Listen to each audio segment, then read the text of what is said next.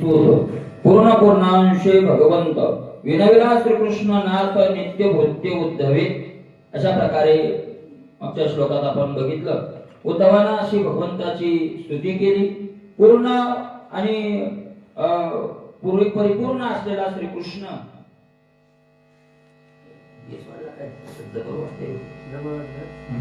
कृष्ण आणि त्या भगवान कृष्णाचे उद्धवानं स्तुती केली, विनंती केली. आणि विनंती करून तो कोण आहे उद्धव? तर निजभृत्य अशा प्रकारचा तो उद्धव. निजभृत्य म्हणाने उद्धवाशी या कारणे निज गुज श्रीकृष्णे त्याशी बोलणे सर्वथा. आता उद्धवाला निजभृत्य का म्हटलं? भृत्य शब्दाचा अर्थ आहे सेवक, आहे नाही, सेवक. आणि निज शब्दाचा अर्थ आहे अंतरंग सेवक. अंतरंग निज सेवक ज्याला म्हणतात की जिथं तो राजा, आहे का नाही, राजाला सेवक असतात, आपल्या पुढे सेवक असतात. ज्या ठिकाणी कोणताही सेवक पोहोचू शकत नाही अशा ठिकाणी जो सेवक राहतो त्याला निज सेवक असं म्हणतात. निज सेवक, निज भृत्य अशा प्रकारचं त्याला म्हणतात. मग उद्धवाला निज सेवक म्हटले का? तर त्याचं कारण असं आहे ना, बाबा म्हणतात जे तरेगमो नाही रुक्मिणीशी, धावो नाही वसुदेव देवकीशी, बळे भद्रा प्रद्युम्नाशी आणि अनिरुद्धाशी जेठ आहे. निज सेवक का म्हटलं, निज भृत्य का म्हटलं त्याला? तर नाथ महाराज त्याचं सांगतायत, रिगमो नाही रुक्मिणीशी, ज्या ठिकाणी रुक्मिणी मातेलाही प्रवेश नाही. भगवंत एवढे कांतात असले की जिथं कोण जाऊ शकत नाही, रुक्मिणी माता जाऊ शकत नाही. धावो नाही वसुदेव देवकीशी, रुक्मिणी मातेला सर्व बायको म्हणलं तर ऐकते, पण वसुदेव देवकीला सुद्धा ज्या ठिकाणी जायला प्रवेश नाही. मग वसुदेव देवकीला नाही. मला तुकोबरायचे प्रमाणे बरं का, तुकोबराय म्हणतात काय, येर प्रिया पुत्रा धना कोण लेखा, त्याच्या धना कोण लेखा करीती दुःख पात्र शत्रू. आणि त्याच्या मागचं जेणे घडे नारायणी अंतराय होत बापमाय वर जावी. मग तुकोबराय म्हणतात नारायणा देवातून आपल्यात अंतर पाडणारे माय बापाचा काय करावा? त्याग करावा. येर, मग माय बापाचा जर त्याग करावा तर येर प्रिया पुत्र धना कोण लेखा. जिथं माय सगळ्या शास्त्राची धुरे जे कामाचा पितरे त्या माय बापाचा जर त्याग करावा तर मग येर म्हणजे दुसरी येत काय आलं? मग बायकोन पोरण धनन धान्य घरन दारण येर प्रिया पुत्र धना कोण लेखा करी तिथे दुःखा पात्र शत्रू. अशा प्रकारे आता तिथं मला वसुदेव देवकीला जायला प्रवेश नाही, तिथं मग लक्ष्मी आले, तिथं मग बळीभद्रा काय प्रद्युम्न भाऊ असलेला बळीराम दादा, मुलगा असलेला प्रद्युम्न, नातू असलेला अनिरुद्ध. प्रद्युम्नाचा मुलगा कोण आहे? अनिरुद्ध. भगवान कृष्णाचं जे द्वारकेतलं मंदिर बांधलेलं आहे ते अनिरुद्धानं बांधलेलं आहे असं तिथं स्पष्ट लिहिलेलं आहे की या मंदिराचं काम अनिरुद्धानं केलेलं आहे. अनिरुद्धाचं तिथं मंदिर आहे. अनिरुद्धाशी जे ठाई ते ठाई कृष्णाप्रती उद्धवाशी अहोराती याला जी एकांती ज्ञाते म्हणते तयाशी. जिथं महाराज लक्ष्मी मातेला रुक्मिणी मातेला प्रवेश नाही, जिथं वसुदेव देवकीला नाही, बळराम दादाला नाही, प्रद्युम्न अनिरुद्धाला जिथं प्रवेश नाही, ते ठाई कृष्णाप्रती उद्धवाशी अहोराती. या ठिकाणी कोण होतं रात्रंदिवस? उद्धव. या लागी पण एकांती ज्ञाते म्हणते ते. यामुळे तर ज्ञानी लोक त्याला एकांतीचा साथी असं काय करतात म्हणतात. श्रीकृष्णाशी वाडे कोडे जेव्हा परिसजे जे आवडे ते उद्धवाशी देणे घडेन प्रेम गाडे भक्ताचे. आणि मला भगवान कृष्णाला जे जे काय आवडतं ते आवडीची वस्तू कुणाला द्यायची? कृष्ण उद्धवाला. जसे अर्जुन प्रिय होते तसेच उद्धवही काय होते? देवाला प्रिय होते. अशा प्रकारचं भक्ताचं प्रेम देवाला आहे. देता जो जरी नेगे तरी धावून या लिंगी वेगे, न देता देव पाया लागेल भक्त पांगी पांगीला. देवाचं एक ठरलेलं जेव्हा देवाचा स्वभाव आहे. देणाऱ्याचं मागणाऱ्याकडे तोंड वाकडं करतो आणि न घेणाऱ्याच्या पुढे देतो. काय का नाही? मागण्याची आस पाय मुखाकडे. आणि मला आपण मागायला ना तर आपल्या तोंडाकडचं पाहिजे पण वाकडं तोंड करायला. म्हणजे मागणारा वाकडं तोंड करतो आणि न मागणाऱ्याचा काय करतो? तो पुढे येतो. आहे का नाही? देता तो जरी नेगे, तो देता जरी नेगे तरी धावणी आलिंगी वेगे. धावून त्या भक्ताला काय करतो? मग आलिंगन देतो. न घेता देव पाया लागे. जर काहीच नाही घेतलं, लोकांकडून नाही, देवाकडून, लोकांकडून नाही, लोकांकडून नाही घेतलं त्याला देव द्यायला येतो. पायऱ्या कशा येतात? जो लोकांकडून घेत नाही त्याला देव द्यायला येतो, आणि जो देवाकडूनही घेत नाही देव त्याला सर्वस्व देऊन टाकतो. सर्वस्व देतो म्हणजे त्याचा दास होतो. न मागे त्याची रमा होय दासी, रमा राशी होय, अशा प्रकारचं आहे. न घेता देव पाया लागे, नाही घेतलं की देव पाया लागे. देव त्याच्या काय लागतो? पाया लागो. भक्ता पांगे पांगीला. आणि मग महाराज त्या भक्ताची जी इच्छा आहे त्या इच्छाच कोण होऊन जातो? देव. जे असेल त्याची इच्छा तो देव करतो. याला की कृष्णाशी प्रिय कर उद्धवचे साचार यहुनी प्रेम करून नाही सधर आनाचे. आता संतच पहा तुम्ही, देवानं पाठवलेलं सुद्धा त्यांनी घेतलेलं. नामदेवाची घराशी आणले तेने लुटिले तुझ्या हाती. नामदेवाची घराशी प्रत्यक्षाशी काय द्यावे हे प्रमाण. काय द्यायचं प्रमाणात? प्रत्यक्ष येणं सगळे. आणि हे त्याच वेळेस आहे असं नाही, आजही असे महात्मे आहेत. अशा प्रकारचं आहे. याला की कृष्णाशी प्रिय कर उद्धवचे साचार याहून प्रेम करून नाही सदरानाचे. म्हणून कृष्णाला सगळ्यात प्रिय कर. प्रेमी व्यक्ती जर कोण असेल तर खरोखर उद्धव आहे. उद्धवापेक्षा दुसरं प्रिय कर देवाला कोणीही नाही. याला की प्रिय भृत्य एकांती हे विरोधी उद्धवाशी साजती. त्याने निज स्वामीच विनंती निज प्रीती पै केले. आणि म्हणून निज सेवक निज भृत्य म्हणून उद्धवाला ही पदवी साजते. आणि अशा उद्धवानं आपल्या मालकाला एक विनंती केली. ऐकून उद्धवाचे वचन चातका लागी जेवे घन तेवे वळाला जगत जीवन स्वानंद घन निर्बोधे. उद्धवाचं ते शब्द ऐकले, ते वचन ऐकलं. काय वचन होतं उद्धवाचं? की देवा अंतकाळी कादाशी वनमाळी मज उपेक्षुनी. अंतकाळी वनमाळी मज उपेक्षुनी कादाशी. ऐका नाही, अंतकाळाच्या वेळेला मला टाकून का जायला लागले देवा तुम्ही? मला का सोडून जायला लागले? अशी जी विनंती उद्धवानं केली होती ती उद्धवाची विनंती देवानं ऐकली. आणि जसं चातका करता पाणी येतो, ढग कोणा करता येतात? चातका करता येतात. चातका करता तेवे वळाला जगत जीवन स्वानंद घन निजबोधे. अशा प्रकारचे तसा भगवंत आता तिकडे वळले म्हणजे फिरले. असे ढग फिरावेत यावेत चातकाकडं, तसे आले. चातकानं महाराज चातकाची तहान किती तृप्त करून निववीक्षिती. उद्धव उद्देशे श्रीपती त्रिजगती निववील. आता चातकाची तहानच किती असते? वाचोनी चातकाची तहान केवळी जे जगात ते निववी. चातकाला काय 2-4 थेंब पाणी तोंडात पडलं तर झालं त्याचं. पण महाराज मेघाचा एवढा उदार स्वभाव आहे, चातका करता येतो. पण महाराज सगळ्या पृथ्वीला काय करून टाकतो? मग तो तृप्त करतो. नुसत्या मानवालाच नाही, सगळ्या पृथ्वीला जेवढे जीव जंतू आहेत पृथ्वीवर तेवढ्यांना तो काय करतो? तृप्त करतो. असा उदारपणा त्या मेघाच्या ठिकाणी आहे.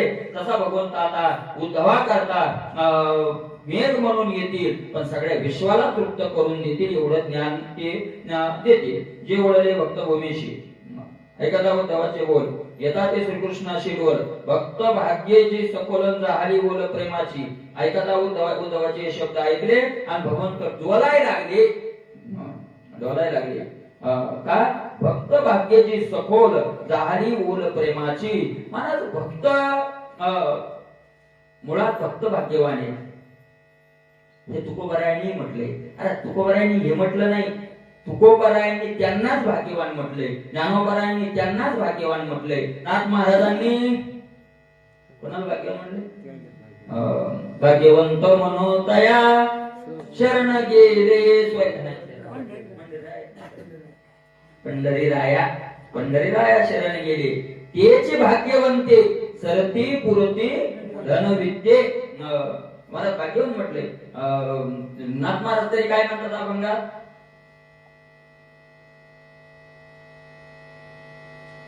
काय करंटे कपाळ ज्याच्या नाम नाही वाचे सदैव सभाग्य तोची एक. तो नाही, तोची सकारात्मक तोची एक. जो हरिरंगी नाचे आम्ही दैवाचे कोण? दास पंढरी राजाचे. अशा प्रकारे आणि भाग्यवान असल्यामुळं आहे का नाही, आणि प्रेमाची ओढ आहे, प्रेमाची ओढ, देवालाही प्रेमाची महाराज ओढ आवडते, आणि म्हणून ते वळले भक्तभूमीशी. आणि महाराज म्हणून ते भगवंत कोण्या भूमीकडे येतात, भक्त भूमीकडे. कोणत्या भूमीकडे येतात? भक्ताची भूमी कोणती आहे? या भूमीत प्रेमाची काय आहे? आम्ही एक पै दैवाची एकच आम्ही काय आहोत? भाग्यवान आहोत. माझ्या वळले भक्तभूमीशी. जिजाबाई एकदा तुकोबारायला लगेच जास्त बोलू लागले. मला बोलतच होते नेहमी. तुकोबारायने एकदा धरलं जिजाबाईला आणि बसवलं, तुळशी जवळ बसवलं. असं चरित्रात वर्णन येतं. तुळशी जवळ बसवलं, सांगितलं जिजे काय बायको लेकर घर दार पैसा हे आवडत नाही असा माणूस आहे का? जिजाबाई म्हणजे तेच तर म्हणते ना मी, आवडत नाही असा या पृथ्वीवर काय नाही, माणूस नाही. मग जिजे एक विचार कर, हे सगळ्यांना आवडतं आणि मला आवडत नाही, का आवडत नाही याचा विचार केलाय का तू? जिजाबाई तसा विचार नाही केला. बघ मी का वेडा आहे का, पागल आहे का? मला काय कळत नाही. तुम्हाला कळतं तुम्ही येडे नाही हे तर मला माहिती, कारण तुमचा व्यवहार मी चांगला पाहिलेला आहे. पण आवडत का नाही याचं कारण आहे, कारण याच्यापेक्षा मला काय मिळालेलं आहे, श्रेष्ठ मिळालेलं आहे. याच्या अभंग गाजा 4-5 अभंग जिजाबाईला तो उपदेश तुकोबारायांनी केलेला आहे. त्याला अंगीकार आहे का नाही? खरं आहे ते की देवानं माझा काय केलेला आहे, अंगीकार केलेला आहे. असं जिजाबाईला उपदेश तुकोबाराय करतात. आणि जिजाबाईला थोडा वेळ उपदेश तो झाला होता म्हणून तर सगळं वाटून दिलं होतं, आहे का नाही? वाटून दिलं होतं. मग म्हणे या काळपण्याचं उगच ऐकलं आणि सगळं काय केलं, वाटून दिलं. जिजाबाई म्हणल्या माय मी याच्याजवळ 10 मिनिटं बसले तर घरात राख नाही ठुली. काय संताचं महत्व येते. अशा प्रकारे ती ओळ ज्याच्या ठिकाणी आहे तिथं तो येतो, नाही का नाही? आपल्याकडे महाराज भूमी आहे पण ओली भूमी नाही. ती भूमी काय करावी लागते? ओली करावी लागते, प्रेमानं ओली करावी लागते, आहे का नाही? अशा प्रकारे आता काय करेल ते वळले भक्तभूमीशी. नीच बीज पेरेल ऋषिकेशी. आणि मग ज्ञानाचं बी कुठं पेरतो देव? त्या भूमीमध्ये जिथं ओळ लागते ना पेरायला, आहे का नाही? आता बरोबर आहे. 15वे अध्याय 15वा अध्याय म्हणजे ज्ञानाचा मुख्य अध्याय मानला गेला गीतेमध्ये. 15वा अध्याय काय म्हणतात? जेवताना काय म्हणतात? त्यात कमी श्लोक आहेत म्हणून कमी श्लोक आहेत ना, 20 श्लोक आहेत 15व्या अध्यायात. पटकन होतो आपला वाढ तो लगेच पटपट पटपट. तर खरा ज्ञानकांडाचाही मुख्य अध्याय कोणता आहे? ज्ञानकांडाला 12व्या अध्यायाच्या शेवटी सुरुवात झाली असं ज्ञानोबरायाच्या मतानुसार. ज्ञानेश्वरी जे सांगितलं ज्ञानकांडाला कुठून 4-5 श्लोक राहिले 12व्या अध्यायाचे, मला वाटतं 2-3 श्लोक तिथून सुरुवात झालेली आहे. तर 15वा अध्याय पर्यंत पूर्ण काय आहे? ज्ञानकांड आहे. तर ज्ञानोबराय म्हणतात 15वा अध्याय हा ज्ञानकांडाचा कळस आहे. या सगळ्या ज्ञानकांडाचा 15वा अध्याय हा काय आहे? कळस आहे. महाराज 15वा अध्याय झाल्यावर ज्ञानोबराय म्हणतात आता गीतेत सांगायसारखं काही राहिलेलं नाही.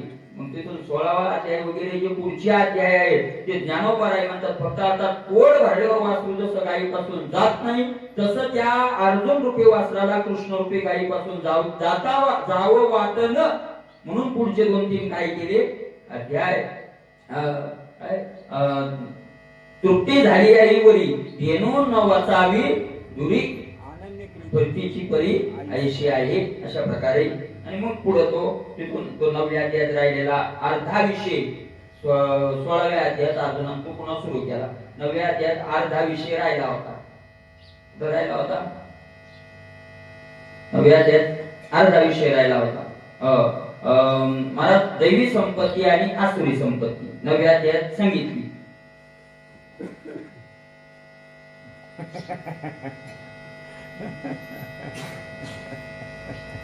कोणत्यात सांगितली?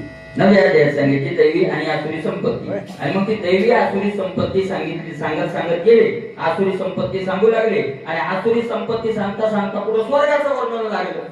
आणि मग भगवंताने ते थोडं टाळलं.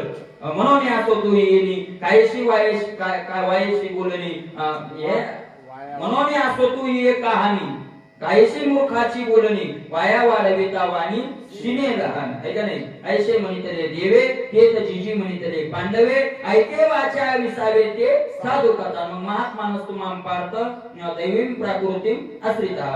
तिथून काय झालं म्हणजे पुन्हा महात्म्याचं वर्णन सुरू झालं. आणि म्हणून तो जो अर्धा विषय राहिला होता तो 16व्या अध्यायात अर्जुनानं पुन्हा प्रश्न विचारला, देवा ती दैवी संपत्ती आणि आसुरी संपत्तीची तुम्ही उल्लेख केला होता ती कोणती आहे. आणि मग दैवी आणि आसुरी संपत्तीचं वर्णन कोणी अध्यायात केलं, 16व्या अध्यायात केलं. अशा प्रकारचं ते आहे. आणि म्हणून 15वा अध्याय हा शेवट आहे ज्ञानाचा. पण ते ज्ञान बीज पेरण्याकरता सुरुवातीला देवानं सांगितलं मोक्ष देईल ज्ञान येत किरण हे आण परी त्याची धारे आईचे मन शुद्ध व्हावे. शुद्ध व्हावे म्हणजे प्रेमाची वल असावी. तिथं प्रेमाची वल म्हटलंय आणि तिथं त्याची धारे आईचे मन शुद्ध व्हावे. अशा प्रकारे ते आणि असं जिथं मन शुद्ध होतं तिथं मग भगवंत काय करतात, ते ज्ञानाचं बी पेरतात. ते पीक पुरेल जगाशी मुक्त राशी मोक्षा. आणि मला ते एवढं ते बी पेरलं एवढं पीक येईल त्याच्यात की ते तिन्ही लोकांना काय होईल, जगाशी पुरेल. नुसत्या पृथ्वीवर मूर्ती लोकांना नाही, जगाशी पुरेल. ज्ञानोबरायच्या अंतःकरणात जे बी निवृत्तीनाथांनी पेरलं ते ज्ञानेश्वरीच्या रूपानं तिन्ही लोकांना काय करायला लागले, तृप्त करायला लागलं. अशा प्रकारचं आहे ते. म्हणजे तिन्ही लोकांना तृप्त करायला सगळे आतृप्त आपणच तिथे ज्ञानेश्वरी वाचून आतृप्त येतं. तर त्याचं कसं की मला मुख्याला तृप्त केलं की बाकीच्यांचं गणित नसतंच. मला सांगा, मोदी साहेबांना अमेरिकेला एकटे मोदी साहेब समजा जर कदाचित अमेरिकेला शरण गेले तर कोण शरण गेलं म्हणतात, देश मोदी साहेब गेले म्हणत नाही, भारत झालं. देश शरण गेला. भारत आपण गेलो का आपलं बाकीचं रक्त असं येवायला कारण असं नव्हतं करायला पाहिजे, नव्हतं ते म्हणजे तुम्ही काही म्हणा, तुमचा देश काय आलाय आता शरण आलाय. मुख्याला तृप्त केलं. बाकीचे गणित आपल्यासाठी गणितातच नसतात नाही का नाही. आणि आपल्याला गणितात यायचं असेल तर आपल्याला काय व्हावं लागेल, असं व्हावं लागेल. मुक्त राशी मुमुक्षा. कारण मुमुक्षा म्हटलंय नाही तर मुमुक्षा मुक्त राशी. मुमुक्षु कोणाला म्हणतात, आपल्या शब्दात व्याख्या विचार सागरात काय केली ते तुम्हाला म्हणतो. मुमुक्षा मोक्षाची इच्छा करणाऱ्याला काय म्हणतात, मुमुक्ष म्हणतात. बरोबर आहे का. योनवत्साचे निवरसे घरा दुःखे पूर्वी जैसे तेवे उद्धवाचे उद्देश जग ऋषिकेश निवविजे. जशी वासराच्या निमित्तानं गाय दूध देते पण सगळ्या घराला काय करते, तृप्त करते. मुमुक्षा मुमुक्षा अशा दमामा शब्दाचा अर्थ आहे ढोल. ढोल वाजवला कोणाकरता वाजवला, मुक्त आणि या या या या आणि ही रीतीच येतात. अशा प्रकारचे मला सगळ्यात तृप्त घराला जशी गाय तृप्त करते तसं उद्धवाच्या निमित्तानं भगवंत जे आता ज्ञान सांगणारे ते सगळ्या विश्वाला तृप्त करतील. घरी पाहुणे आलागी तिथं ती परवडी आणली ते तर बालके जेवी विभागी नव्हती वेगी न मागता. घरी पाहुणा आला आहे का नाही आणि पाहुण्याकरता काय केलं, जेवण बनवलं. पाहुण्याकरता जर जेवण बनवलं तर मला लेकराला काय वेगळं काही करावं लागतं का, पाहुण्याला बनवलं लेकराला नाही मिळत असं आहे का. ते तर बालक जेवी न मागता, त्याला काही मागायची काय नाही गरज नाही. नाही नाही पाहुण्याच्या आधी बालक जेवी न मागता जेवी. ते विभागी म्हणजे भागीदार, त्या जेवणात भागीदार होतात, अन्न मागता होतात. पक्वान्न शेवून येणारी बाळे तरी मातामुखी गाली बळे तैसे जना धनिया माकिले सोयरी दिलेली जशेष. तसं नाथ महाराज म्हणतात ते उद्धवा करता पाहुणचार केलाय. पण आम्ही आता लेकर आहे तर आम्ही तिथं ज्ञानोबराय सुद्धा हेच म्हणतात, ज्ञानोबराय सुद्धा हेच म्हणतात काय की आम्ही काय झालो, पाहुणे गेलो. व्यवसाय अवसरी पाहुणे पातलो आम्ही आहे का नाही. सहज ब्रह्मरसाचे पारणे केले अर्जुना लागी नारायणे. तिथेची अवसरी पाहुणे पातलो आम्ही अशा प्रकारे तसं जनार्दन स्वामींनी आम्हाला काही इच्छा नव्हती, आम्हाला खावं कसं हे कळत नव्हतं. नाथ महाराज म्हणतात पण आम्ही लेकरू आहोत आणि लेकरू म्हणून जनार्दन स्वामींनी आमच्या मुखात काय केला, घास घातला. नवल कृपा केली तैशी कृष्ण उद्धवा ते उपदेशी तोच अर्थ दिला आम्हा देश भाषी अर्थेता. नवल कृपा केली, काय कृपेचं नवल आहे महाराज, कृपेचं नवल आहे. कृष्ण उद्धवा ते उपदेशी, कृष्णाने उद्धवाला उपदेश केला, तो संस्कृत मध्ये केला, मूळ भाषा संस्कृत मध्ये. पण तेच आम्हाला आमच्या देशी भाषेत म्हणजे मराठी भाषेत त्याचा अर्थ करण्याचा भाग्य आमच्या जनार्दन स्वामींनी काय केलं, मिळवून दिलं. एका जनार्दन म्हणे श्रोता सावधान होणे, हे मी तोंडे बोलो कोणे तेही मल करणे सावध. आणि मग जनार्दन स्वामी म्हणतात, एकनाथ महाराज म्हणतात काय, श्रोता सावध होणे. आता श्रोते काय वा स्वतः सावध हो म्हणे, स्वतः सावध हो असं म्हणे. आणि पुन्हा म्हणतात हे मी तोंड बोलू कवने, हे काय बोलायचं काम आहे, मी कशाला बोलू, तुम्ही पहिले सावध आहात. संताला चालत नाही बरं. ज्ञानोबरायांनी एक ओवी बोलली, मला त्याच्यावर किती मोठा पर्याय दिला ज्ञानोबरायांनी. तरी अवधान एक दीजे मग सर्व सुखाशी पात्र होईजे, हे प्रतिज्ञोत्तर माझे उघड आहे. मौलीला थोडं असं बोलले, तुम्ही एक काम करा, काय पती होई म्हणजे मी आता तरी अवधान तरी अवधान एकले दिजे, एकले अवधान दिजे. एकलेचे अनेक प्रकार करता येतात, आपल्या ज्ञानेश्वरी चालू नाही. एकले अवधान दिजे, एक तर लक्ष इकडे द्या आणि सर्व सुखाशी महाराज ज्ञानोबरायांनी विचारलं, सर्व सुखा मिळेल काय एवढ्यानं, हे प्रतिज्ञोत्तर माझे, ही माझी काय आहे, प्रतिज्ञा आहे. प्रतिज्ञा वैरच असं मग ज्ञानोबराय म्हणतात, अरे मी याच्यात अहंकार झाला, हे असं मी सांगतो होईल. लगेच माऊलीने दुसरं वय सुरू केलं, परी प्रौढो न पूर्णी न बोलो होजी तुम्हा सर्वज्ञाच्या समाजी, तुम्ही अवधान द्यावे ही जी विनंती माझी. लगेच विनंती अवधाने माझी विनंती सलगीच सलगीची, प्रेमानं तुमच्याच पायावर विनंती. अशा प्रकारे तसंच नाथ महाराज म्हणतात, मी काय सावध करू, निज भक्ती केली विनंती, निज ज्ञान बोलेल भक्तपती, श्रवणाचे सावध पंक्ती बैसवा वृत्ती तद्बोधे. महाराज भगवंत निज भक्तानं देवाला प्रार्थना केली. आता निज ज्ञान, आपल्या मूळ स्वरूपाचं ज्ञान तो भक्तपती असलेला भगवंत त्या भक्ताला देईल. श्रवणाची सावध पंक्ती, आपली श्रवणाची जी पंगत आहे ती काय करा, सावध करा. पंगत म्हणजे सगळे इंद्रिय एका जागी आहे का नाही. आणि काय करा, तुम्ही तिकडे ते ऐका. येत मुक्ताचे कोड पुरी मुमुक्षाची चाल, ये विषयीची कथा गोड श्रवण काळ उघडेल. येत मुक्ताचे कोड पुरे, मुक्त झालेल्यांच्या इच्छा पूर्ण होतील आणि मुमुक्ष जे आहेत, जे साधक आहेत, त्यांच्या इच्छा काय होतील, पूर्ण होतील. म्हणजे मुक्ताच्या काय कोड आहे महाराज, मुक्ताचं एकच कोड असतं. मुक्ताला आता काही मिळवायचं राहिलं नाही, पण ज्या साधनानं मिळवलंय ते साधन जगा करता पुन्हा ते आपण तर तरुण गेलो चालू गेलो, पण आपण ज्या साधनानं तरलो त्या साधनाने अनेकांनी तरावं, ही मुक्ताची काय असते, इच्छा राहते. आणि मुमुक्षुची काय इच्छा राहते की आपल्याला ते साध्य प्राप्त व्हावं, पुढे गेले त्याचा शोधित मार्ग आहे का नाही.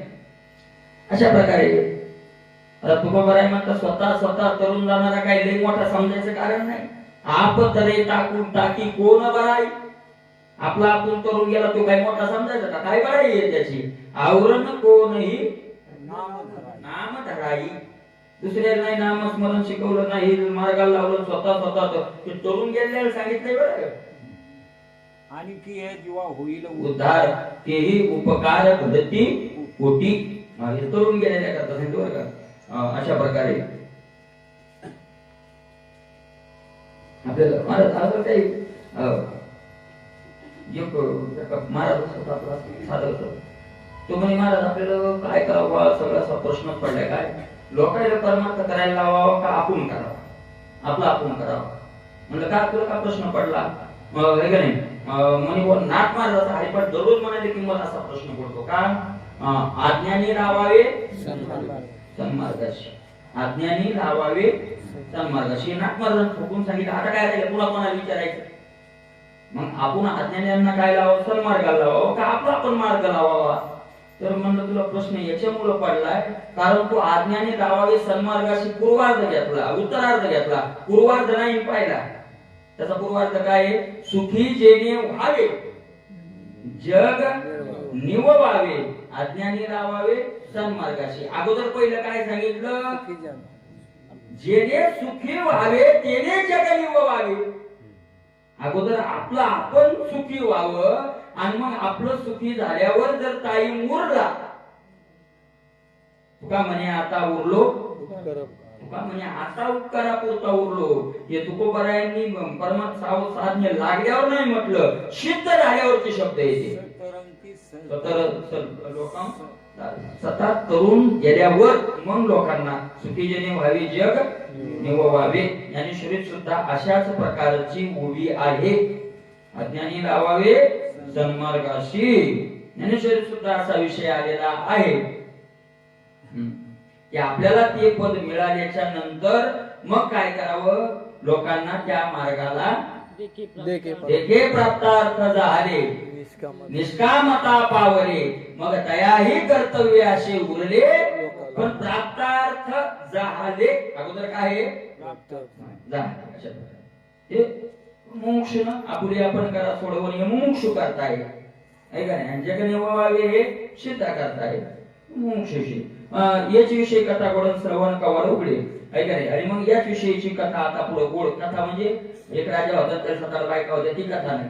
ब्रह्मज्ञानाची कथा आता तिचं दरवाजा काय केल्या जाईल? उघडल्या जाईल. उद्धवे श्रीकृष्ण विनयला ना तो सर्वणी डांगोरा पिटेला, मुमुक्षा म्हणे चला चला, कृष्ण वळला निदबोधे. उद्धवानं श्रीकृष्णाला विनंती केली, ना विनंती नाही केली, त्या विनंतीच्या निमित्तानं डौंडी लावली. डौंडी कृष्णाला काय? चला चला चला. कोणाला डौंडी? डांगोरा पिटीला.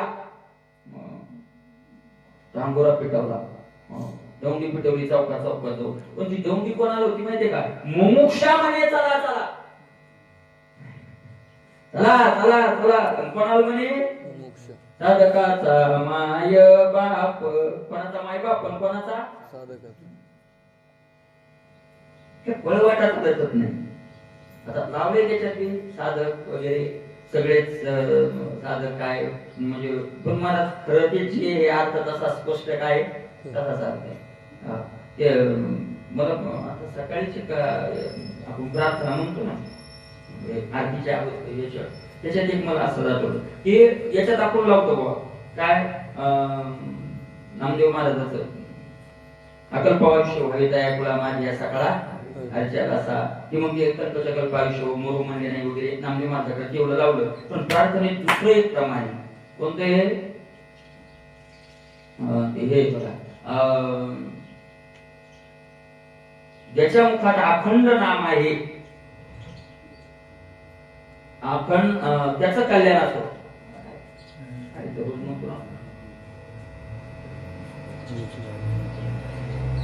अखंड नाम ज्याच्या मुखात आहे कल्याण असो ना, त्याचं काय असो कल्याण.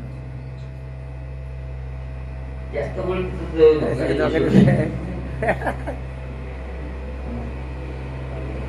नामा म्हणे दया असावे कल्याण, ज्यामुखी विधान पांडुरंग. नामा म्हणे दया कल्याण असावे, त्याचं कल्याण व्हावं. कुणाचं? ज्यामुखी विधान पांडुरंग. कल्पनेची बाधा न हो कोणे कवणे काळी, ही संत मंडळी सुखी असो. स्पष्टच येते, कारण दुसरे सुखी होणारच नाही. म्हणजे मला आम्हाला काऊन बाजूला टाकलं? संत वा माझी गडी कोण एवढा मोक्ष मार्गीचे कापडी, अर्थ तृषा तृषिते बापुडी, प्रबोध बोधाची वेगाडी, उद्धवे रोकडी घालविली. मोक्ष मार्गीचे कापडी. कापडी कापडी कापडी शब्दाचा अर्थ आहे येणारे आणि जाणारे. म्हणजे कापडी म्हणजे यात्रा करणारे कापडी म्हणतात, आहे का नाही? भगवान शंकराचं सुद्धा वर्णन करत असताना कापडी शब्द आलेला आहे.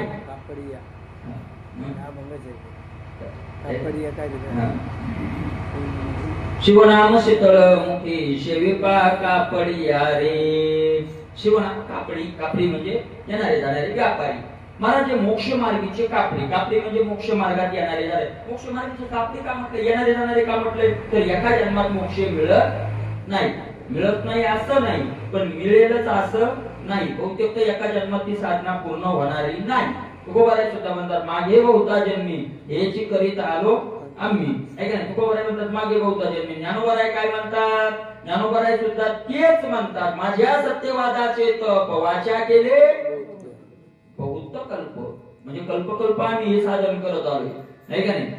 जे जे झाले अवतार तुका त्यांचे बरोबर हे सिद्धतेचं प्रमाण, आणि मागे बहुता जन्मी याची करीत आलो आम्ही हे साधकाचं प्रमाण. तर साधन करत आलो आम्ही, साधन करत आलो, आहे का नाही? मला साधन एका जन्मात होत नाही, फक्त या साधनाचं एक हे, मला या साधनाला सुरुवात झाली की पुन्हा पुन्हा पुन्हा तसे जन्म मिळून घेईन मी जन्म. यासाठी तेव्हा आपण इथपर्यंत जरी आलो तरी आपण माग काहीतरी साधना करत आलेलो आहोतच आहोत, नाही का नाही? अशा प्रकारचं ते आहे. आणि मग प्रबोध बोधाची वेगाडी, प्रबोध म्हणजे बोधाचा प्रबोध, ज्ञानाचं बोधन करणं, याची नाव चांगली बळकट नाव काय केलं उद्धवानं घातली, आणि त्या नावेत या नाव ऐकी या बैसा, आहे का नाही? पुंडलिकरायनं सुद्धा काय केलेली म्हणजे ही नाव घातलेली आहे, का नाही? भक्ती जननी माझी देत कडे घेऊन होती नेत, जनार्दन परमामृतन झाले प्राप्त तेजिनी. भक्त जननी माझे देत कडे घेऊन होती नेत. भक्तजन माझे जे काय आहे भक्तजन आहेत, आणि माझे जे भक्त माझ्या भक्तरूप आईने मला कडेवर घेऊन, माझ्या भगवंत म्हणताय की मला काय केलं त्या नावेमध्ये साधकाला उद्धवानं कडेवर घेऊन काय केलं बसवलं. अशा प्रकारचं मला नुसती इच्छा केली की देव मग आपोआप मार्गाला लावतो. देवाच्या पायावर जर खरंच अंतकरणातून इच्छा केली, आम्हाला काही माहित नाही पण आम्हाला मोक्षाकडे जायचंय, मोक्ष मिळवायचा आहे, तुमची प्राप्ती करून घ्यायची, त्याच्याकरता काय करायचं ते तुम्ही साधन करून घ्या. अशा प्रकारची जर प्रार्थना अंतकरणातून केली तर देव मग ओढून ताणून हाणून मारून त्याला काय लावतो साधनाला लावतो तो. तशा प्रकारचे त्याला योग घडून देऊन तो लावतो. असावी बद्धता तरी म्या मागावी मुक्तता, याची नाही गाता तो मिथ्या मागता मूर्खत्व, आणि केवी तुझी भक्ती तत्वता आमाशी असावी सर्वता, तुझ मागावी मुक्तता तो ते मूर्खता भक्ताची. महाराज कसं आहे, जशी आई लेकराला कडेवर घेऊन जाते, आई लेकराला काय करते कडेवर नेते, तशी तुझी भक्ती आहे देवा.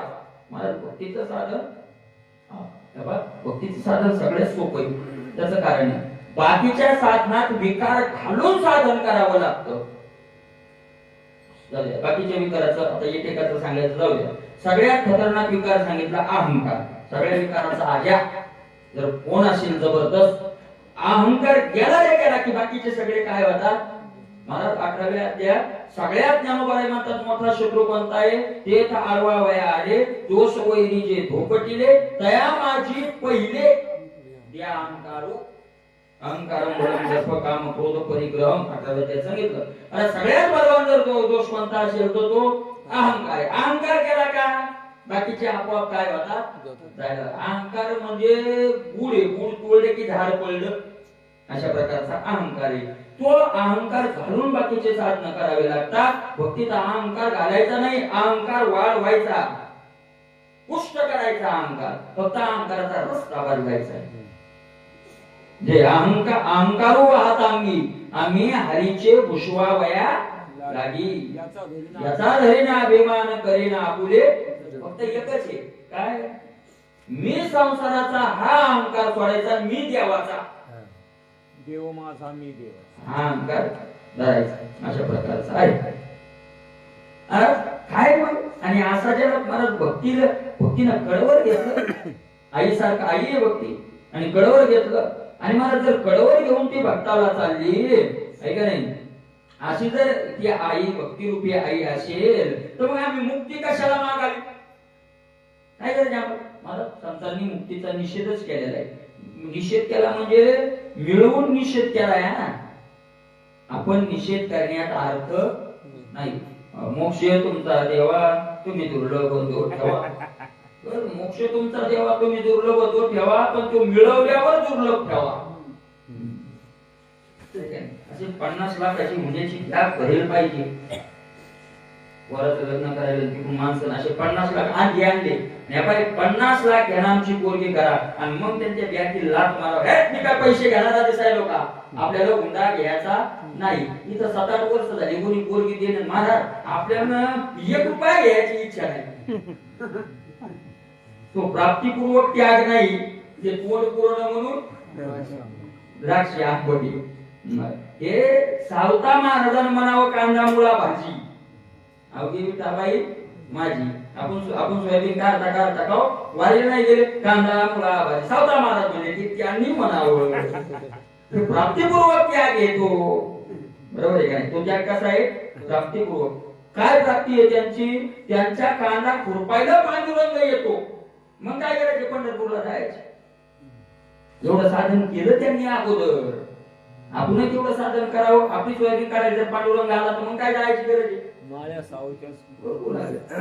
अशा प्रकारचं आहे म्हणून कुठलंही कुठं लावायला चालत नाही ते जे म्हणलं माणूस म्हणतो काय तुम्हाला म्हणलं की तुम्ही विचारलं होतं पैसे राजून भरू लागले बेंगळूर पाणी आणलं दमन सांगा दमन सांग भगवान बाबा राजून भरू लागले दिल्ली सगळी मागच्या दहावीमध्ये आज देव राजून भरला बंद करा खरे ना बंद बाबा भगवान बाबा मी सांगतो त्यांना काय नाही भगवान बाबा पैठणला यात्रेला गेले आणि सगळ्या लोकांना दिंडीला घेऊन जो राजन आहे नाथ महाराजांच्या तिथला जो देव पाणी भरायचे तो राजन सगळे घागरे आणून टाकावा त्यात भरू आपण आणि भगवान बाबांनी घागर टाकल्यावर म्हणजे की देवांची घागर पडली आता राजन भरला आता कोणी घागर टाकायचं कारण नाही अशा प्रकारचे तो आपल्याला दिसला नसेल बाकीच्यांना आपल्याला थोडा दिसणार आहे तो ज्यांना दिसायचा त्यांना दिसला अशा प्रकारचा आहे तर म्हणतात बा की कृष्णाची गवळण आहे ना ते वांग्याचं भरीत करी यशोदे घराकडे चाल मला जेऊ काय वांग्याचं भरीत करी वांगी भाजून वर कांद्याची कोथिंबीर मग कांदा तर देवानं खाल्ला मग आपल्याला काय तर मग देवानं 5 दिवसाचा असताना पुतण्याच्या सणातलं विष केलं आपल्याला रोगरच्या 2-4 बाटल्या आणायला काय आहे बाटल्या तर सोडून द्या खांदून ते मानायला काय हरकत आहे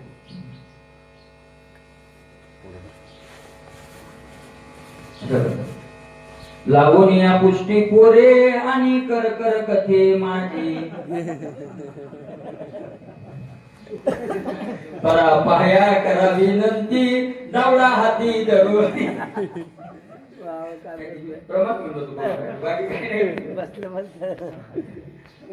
बसलं तर म्हणलं ना